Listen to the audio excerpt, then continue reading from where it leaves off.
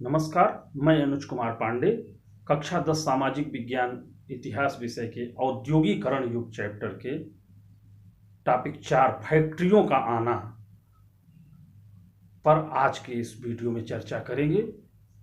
इसके पहले हम लोगों ने इस अध्याय औद्योगिकरण का युग के पीछे 3 वीडियो में हम लोगों ने पहले में औद्योगिकरण के पहले की क्या औद्योगिक स्थिति थी, फिर वास्तु की शक्ति और मानव का श्रम मतलब मजदूर और भाप के इंजन दोनों के आ जाने में क्या स्थिति हुई उस पर देखा, और पिछले वीडियो में हम लोगों ने उपनिवेशों में औद्योगिकरण पर चर्चा की, खासतौर पर भारत में।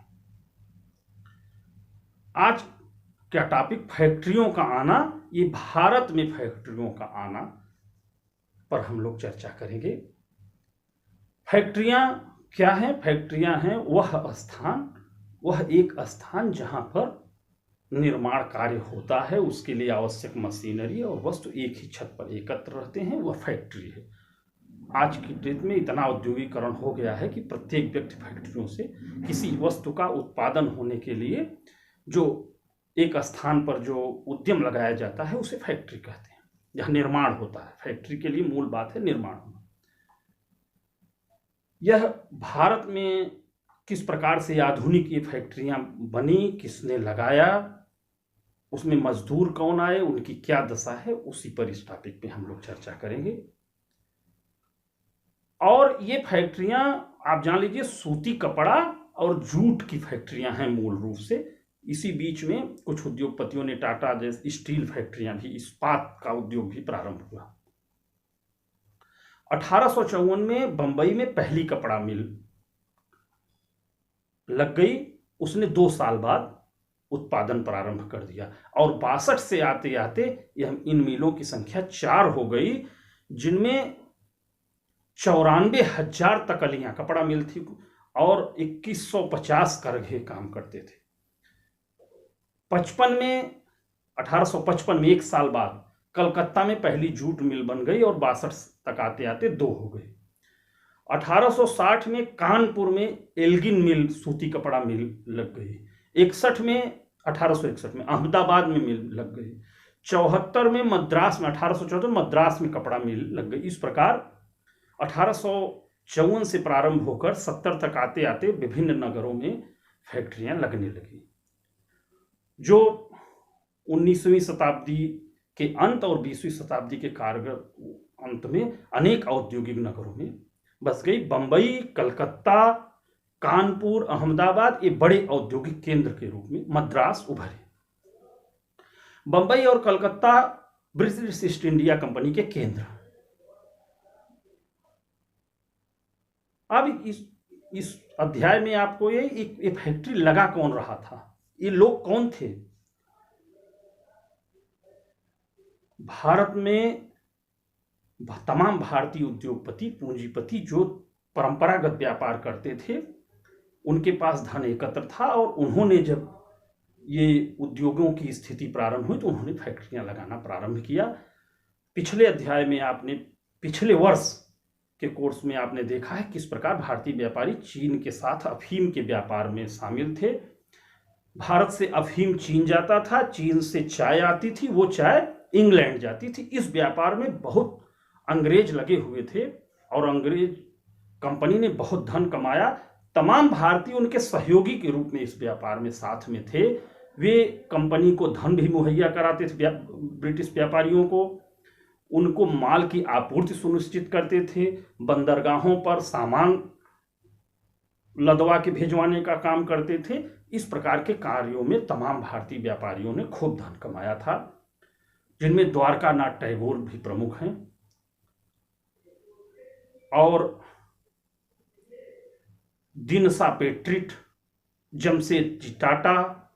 1917 में बंगाल में पहली भारतीय जूट मिल लगाने वाले हुकुमचंद, जीडी बिड़ला मशहूर उद्योगपति, जीडी बिड़ला और उनके पिता और बाबा, इन सब लोगों ने चीन से अफीम के व्यापार में और इंग्लैंड को कच्चा कपास निर्यात करने में धन कमाया।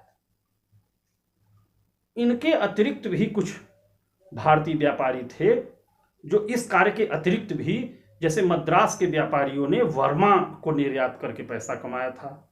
कुछ व्यापारी मद्रास के अफ्रीका और मध्य पूर्व को व्यापार करते थे। कुछ और भी व्यापारी थे जो देश के अंदर व्यापार करते थे, एक स्थान से दूसरे स्थान पर माल पहुंचाना, व्यापारियों को धन देना, इस प्रकार के कार्यों में रत थे। और जब फैक्ट्रियों का लगना, औद्योगिकरण प्रारंभ हुआ तो उन्होंने फैक्ट्रियों में निवेश करना प्रारंभ किया और उद्योग लगाने लगे।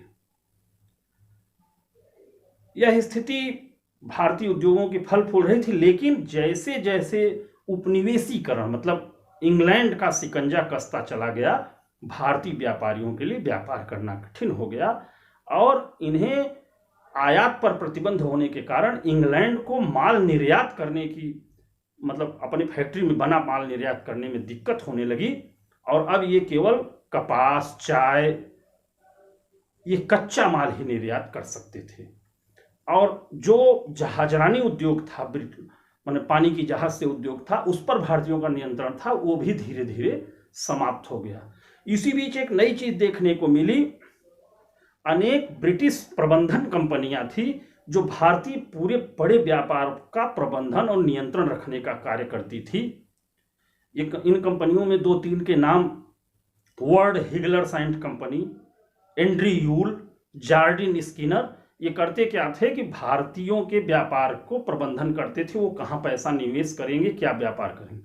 आश्चर्यजनक ये है गुलामी में कि पैसा भारतीयों का होता था और वो कहाँ निवेश, प्रबंधन और नियंत्रण ये ब्रिटिश कंपनियां करती थी। यह स्थिति रही और इसी प्रकार से उद्योगीकरण हुआ ब्रिटिश नियंत्रण में।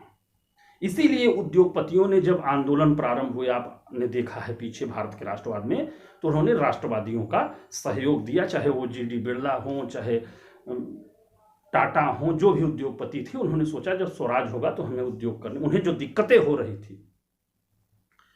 अब ये कि मजदूर कहां से आए जब ये फैक्ट्रियां लग रही हैं। 1901 में जहां 5,84,000 मजदूर सूती कपड़ा मिलों में काम कर रहे थे, वह 1946 आते आते 24,36,000 हो गए। ये मजदूर कहां से आ रहे थे? प्रारंभ में तो मजदूर जहां फैक्ट्रियां लगी वो आसपास के जिलों से, जैसे बंबई की मिलों में काम करने के लिए 50% मजदूर पास के रत्नागिरी जिले से ही आ रहे थे।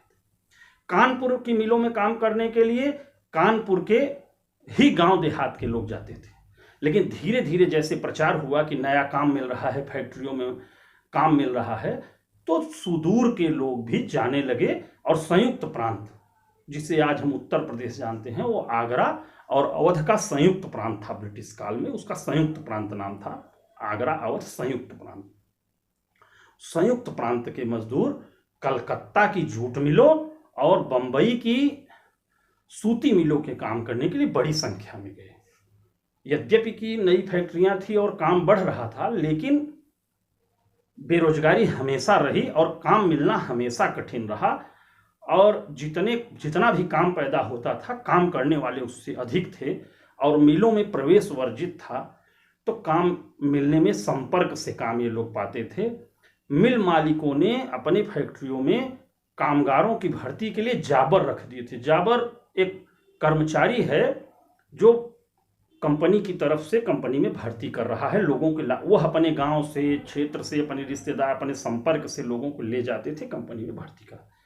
ये जाबर धीरे धीरे काफी प्रभावशाली होने लगे और ये काम देते थे उनको, उस शहर में टिकने की व्यवस्था कराते थे, मदद करते थे और बाद में अपने इन कार्यों के बदले में उनसे धन और पुरस्कार और लाभ की कामना रखने लगे और उन पर नियंत्रण रखने का काम करने लगे। ये जाबर एक उस कंपनी का पुराना और विश्वस्त कर्मचारी ही होता था और जो धीरे धीरे काफी मजबूत स्थिति प्राप्त।